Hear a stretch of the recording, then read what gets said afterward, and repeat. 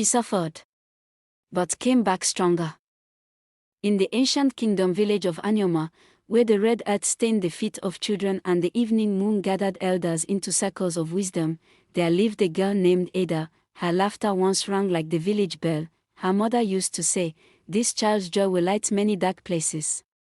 And for many years, it did. Ada's mother was the soul of their small compound. She woke before dawn, her wrapper tied firmly around her waist, sweeping the yard while humming Anioma folk songs.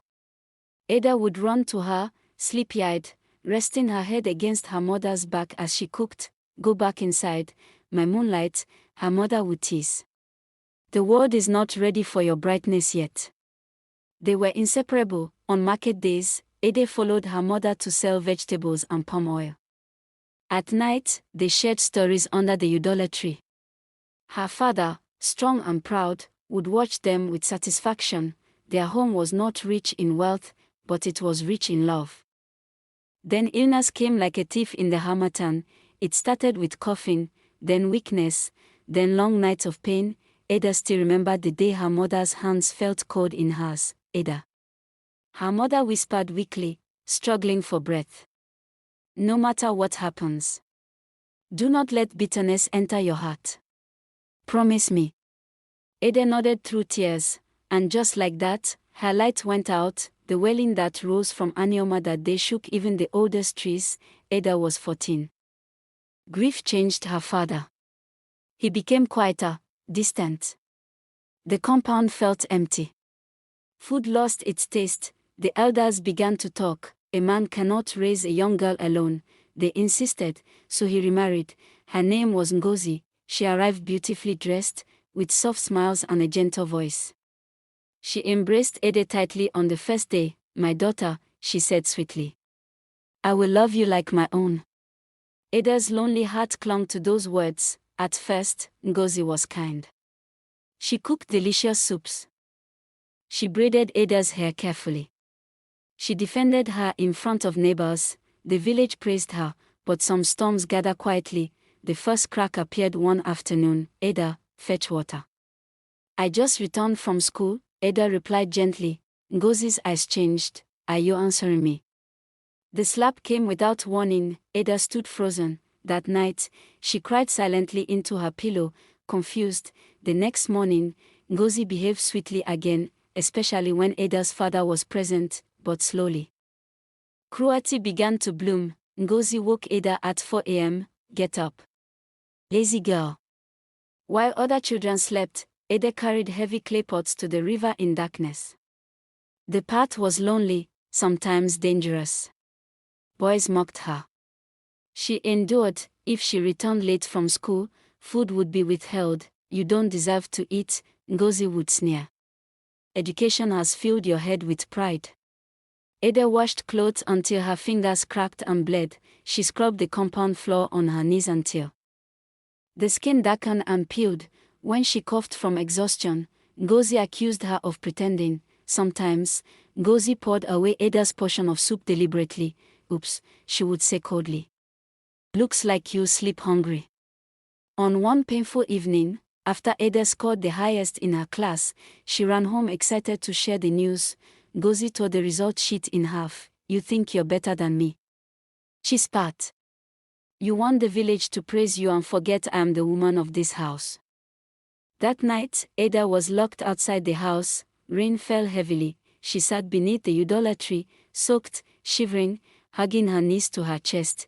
Inside, she could hear Ngozi laughing. The laughter cut deeper than any beating, but physical pain was not the worst part. It was the words, "You are cursed.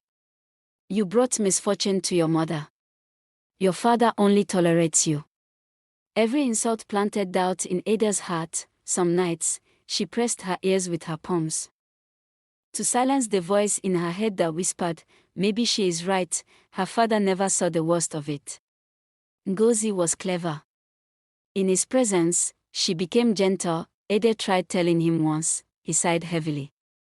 "You must respect your stepmother. She is trying." That broke Ada more than the beatings. She was alone. One evening, Ada fainted at school from hunger. Her teacher carried her home. When confronted, Ngozi cried loudly, pretending innocence. She refuses to eat. She lied. The villagers murmured, unsure whom to believe. That night, Ngozi beat Ada with a broomstick for embarrassing the family. "Do you want people to think I am wicked?" she screamed. Ada did not scream back, she simply cried quietly, because something inside her was changing. Pain was no longer just pain, it was fuel. Sunrise the rising, Ada began studying secretly at night. When Ngozi destroyed her books, she borrowed from classmates. When candles were denied, she used moonlight. When insulted, she repeated silently, "I am not what she says." Years passed, the skinny, exhausted girl became top of her class. One day, officials from the city came for a scholarship examination. Ada almost wasn't allowed to attend. Ngozi hid her sandals. Ada walked barefoot to school, her feet bled on the hot Anioma soil, but she wrote the exam, and she passed. She won a full scholarship to study law in the city. The village erupted in celebration. Ngozi smiled stiffly. Inside, fear grew, because Ada was leaving the cage. Time is a patient judge. Years later, a sleek car entered Anioma. Out stepped a confident woman in a tailored suit. Ada had returned. Now barrister Ada. The same villagers who once pitied her now admired her. Her father wept openly, apologizing for his blindness. Ngozi stood trembling. Life had not favored her. Her small trading business had failed. Illness had weakened her body. Relatives had abandoned her. The woman who once controlled the house now needed help. That night, she approached Ada under the same udala tree where cruelty once echoed. She fell to her knees. "I was wicked," Ngozi sobbed. "Jealous. Insecure. Forgive me. Please." Ada's heart tightened. Memories flooded back. Rain-soaked nights, hunger, insults, loneliness. "I begged for kindness from you," Ada said quietly. "You gave me pain." Ngozi wept harder. "I know." Ada's voice remained steady. "I forgive you. Because I refuse to carry hatred. But forgiveness does not mean access. I will help you as a human being. But I will never again allow you to diminish me." Ngozi bowed her head in shame. For the first time, she understood what strength looked like. It wasn't loud, it was calm, it was dignified. Moral lesson: cruelty may control for a season, but it never wins in the end.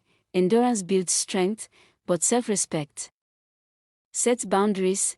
Jealousy destroys the one who carries it. Forgiveness is powerful, but it does not require forgetting or surrendering your dignity. In Anioma, elders still say, "The child beaten by the storm learns how to command the wind." And Ada, she did not become bitter, she became unbreakable.